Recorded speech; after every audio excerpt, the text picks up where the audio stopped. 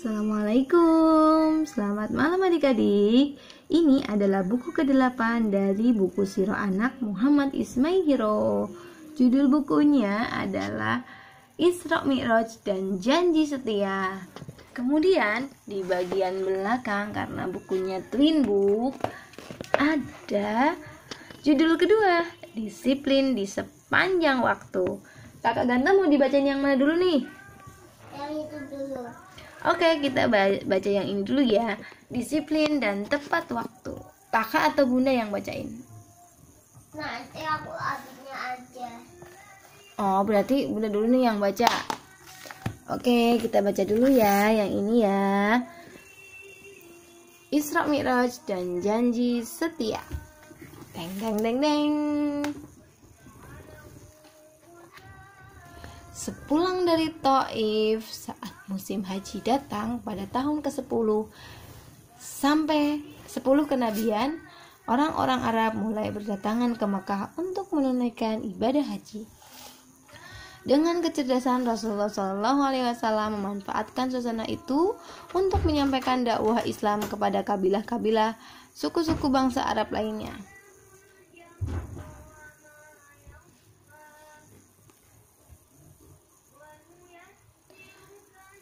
Beberapa orang menyatakan keislamannya, termasuk Abu Dzar Al-Ghifari. Di tengah perkembangan dakwah ini terjadilah peristiwa Isra dan Mi'raj.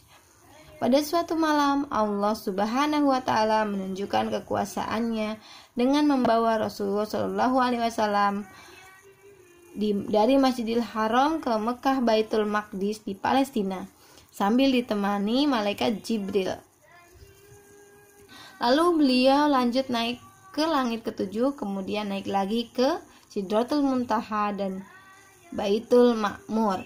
Terakhir beliau naik lagi untuk bertemu dengan Allah Subhanahu wa taala. Ini adalah Masjidil Haram di Mekah.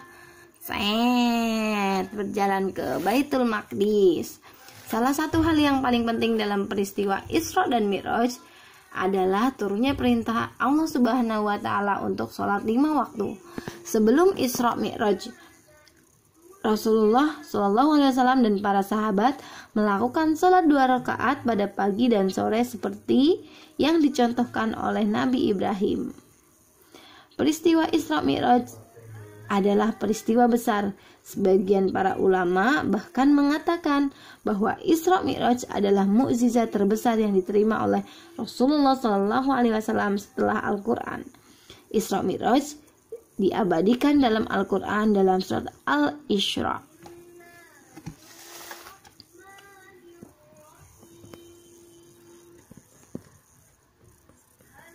Tebaklah bagaimana sikap kaum musyrik seketika Rasulullah SAW bercerita tentang Isra Mi'raj esok harinya.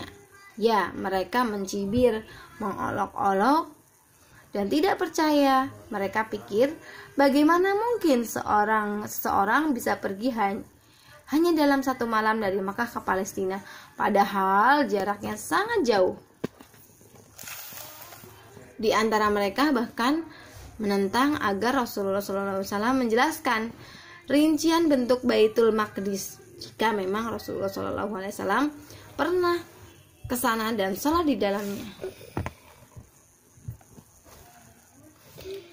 Allah kemudian menunjukkan bentuk Baitul Maqdis sehingga Rasulullah SAW bisa menceritakannya dengan jelas. Mereka tidak memahami bahwa jika Allah Subhanahu wa taala telah berkehendak, maka tidak ada satupun yang tidak mungkin. Isra Mi'raj adalah salah satu mukjizat yang Allah Subhanahu wa taala anugerahkan kepada Muhammad SAW sebagai seorang nabi dan rasul Allah. Sungguh hati kaum musyrik itu telah tertutup untuk menerima kebenaran. Saat kaum Quraisy tidak mempercayaiku, saat itu aku berdiri di Hijr Ismail. Allah memperlihatkan kepadaku Baitul Maqdis, sehingga aku bisa menceritakan kepada mereka tentang pilar-pilar dengan gambaran yang sangat jelas. Hadis riwayat Bukhari Muslim. Saat itu musim haji pada tahun ke-11 kenabian, dakwah Islam semakin menyebar keluar Mekah, terutama ke Yathrib dan Madinah. 6 orang pemuda Yathrib menyatakan keislamannya ketika bertemu dengan Rasulullah SAW. Mereka lagi belajar Islam. Mereka selama ini hidup dengan orang-orang Yahudi di Madinah. Apabila terjadi pertentangan sesama mereka, maka orang Yahudi selalu berkata, sekarang akan muncul seorang nabi setelah sekian lama tidak ada nabi yang diutus. Kami akan mengikutinya bersama sang nabi itu. Kami akan memeranginya. Karena pemuda Yathrib itu adalah kaum intelektual atau kaum yang berpendidikan dan selama ini menjadi sekutu atau berteman dengan Yahudi. Mereka adalah Asad bin Zuhairah, Amr bin Haris, Rafi bin Malik, Qutbah bin Amir dan Uqbah bin Amir dan Jabir bin Abdullah. Jadi ketika Rasulullah SAW mengajak pemuda ini masuk Islam, mereka berkata kepada sesama mereka, ketahuilah, demi Allah, inilah nabi yang kerap disebutkan kaum Yahudi untuk mengancam kita. Jangan sampai mereka mendahului kita untuk mengikutinya. Bagaimana dengan orang Yahudi? Mereka tetap tidak mau beriman kepada Rasulullah SAW karena mereka adalah kaum yang suka ingkar janji. Ingkar janji itu berbohong. Pada musim haji berikutnya, 12 orang laki-laki dari Madinah datang menemui Rasulullah SAW di Aqobah Mina. Mereka melakukan janji setia atau bait untuk tidak menyekutukan Allah Subhanahu wa Ta'ala dengan apapun, tidak mencuri, tidak berzina, tidak membunuh anak-anak, tidak berdusta, dan menaati yang Rasulullah SAW perintahkan. Peristiwa ini dikenal dengan bait Aqobah pertama. Tuh, mereka ini yang di sini nih pada janji sama Rasulullah tidak akan melakukan hal-hal buruk lagi, Kak. Lanjut. Namanya hal buruk mereka. Iya, tadinya mereka suka berbohong, suka mencuri, suka berzina, suka membunuh anak-anak kecil. Sekarang mereka berjanji lagi kepada Rasulullah yang disebut bait Aqobah pertama. Mereka kemudian pulang ke Madinah. Rasulullah SAW meminta Mus'ab bin Umair pergi ke Madinah untuk melanjutkan perjalanan pengajaran Islam di sana, sehingga tidak ada satupun rumah di Madinah yang tidak mendengar ayat-ayat Allah Subhanahu wa Ta'ala. Mus'ab pun mendapat gelar Al-Mukri Ma'al Madinah, membaca Al-Quran bagi Madinah. Jadi dengan bacain Al-Quran juga bisa jadi dakwah, Kak. Keberhasilan dakwah Mus'ab di Madinah membuat sekelompok orang kembali menemui Rasulullah SAW di Aqobah untuk melakukan janji sejati. Ketika mereka terdiri dari 70 orang laki-laki dan 2 orang perempuan.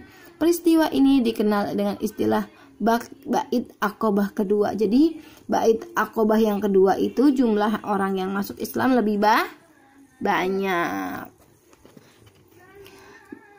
Jarak antara bait Aqobah pertama dan kedua adalah 2 tahun, yaitu pada tahun 11 dan tahun 13.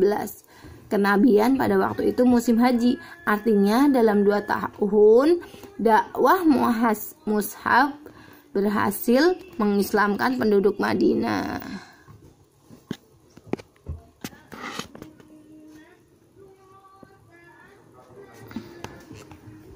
Malam itu di Aqobah, Rasulullah SAW berbicara, membacakan Al-Quran dan mengajak menyembah Allah Subhanahu wa Ta'ala dan mengajak orang untuk masuk Islam.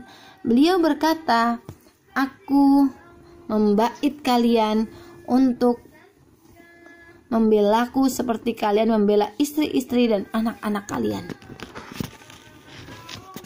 Lalu makin kuatlah Islam di antara penduduk Madinah.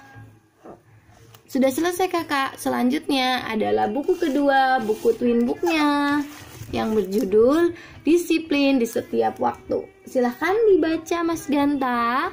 Oke. Duduk di sana ya. Anak-anak, salat dulu, sudah masuk waktu zuhur, kata Risma. Kukun sholatnya nanti aja, enggak enak sholat di kapal. Lagi pula sholatnya harus menghadap kemana? Tanya Kukun.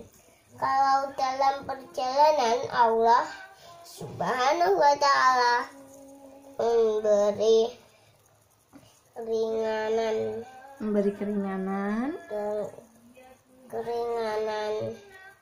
bagi kita untuk sholat dengan arah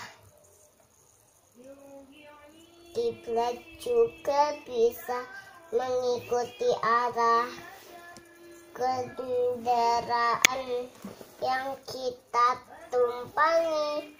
Bahkan kalau di pesawat yang tidak ada tempat sholat, kita boleh sholat sambil duduk di kursi pesawat.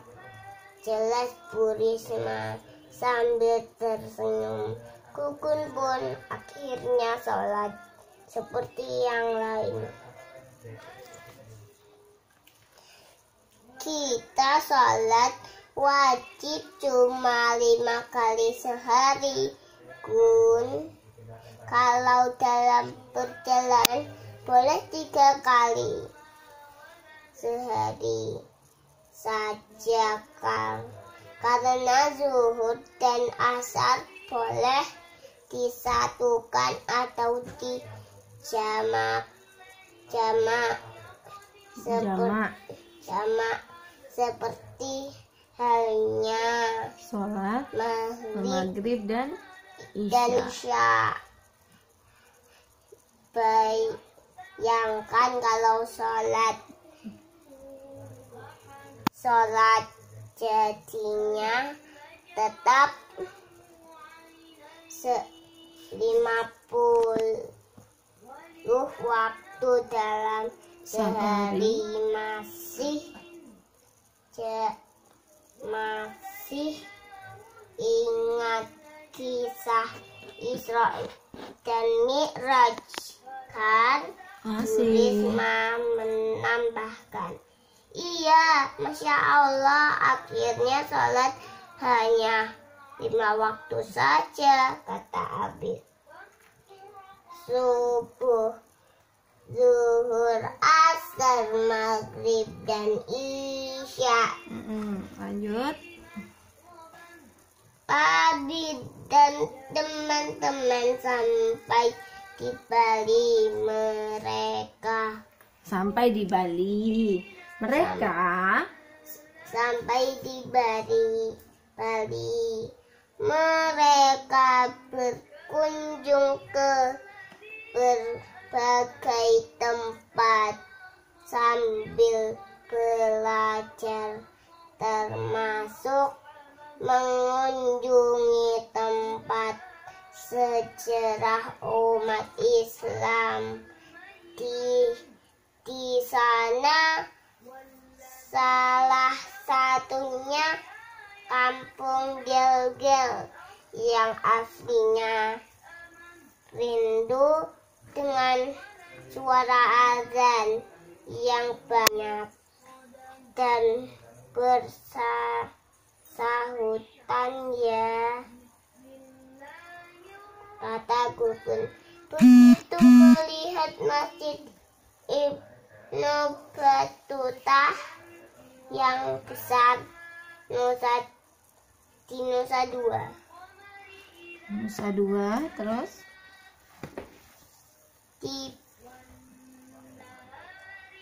Di Bali Makanya, sebagian banyak. Makanya jangan protes lagi kalau disuruh sholat.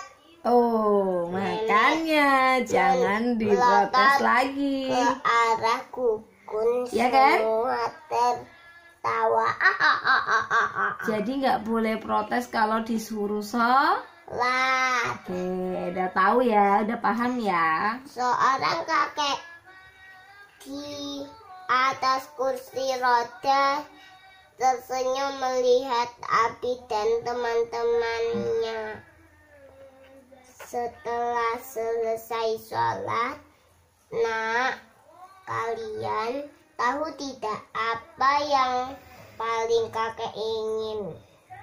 Kakek Tidak tahu inginkan. teman, apa ya yang kakek Tiba-tiba inginkan? kakek itu bertanya kepada anak-anak Abi dan teman-teman menggeleng.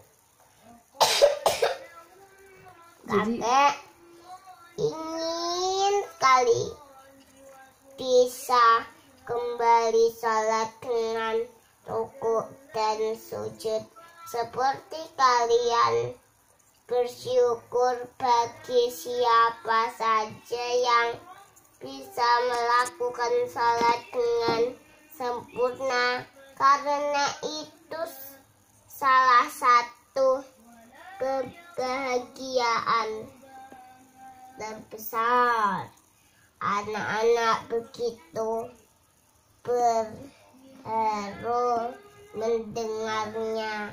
Mereka kemudian berlihat asyik bicara dan bercerita bersama kakek Nyoman yang baru mereka kenal. Sementara ini catatan untuk ayah dan bunda. Oke, sampai di sini dulu judul ke buku Kesem 9 dari Muhammad Ismail. Billahi taufiq wal hidayah. Wassalamualaikum warahmatullahi wabarakatuh.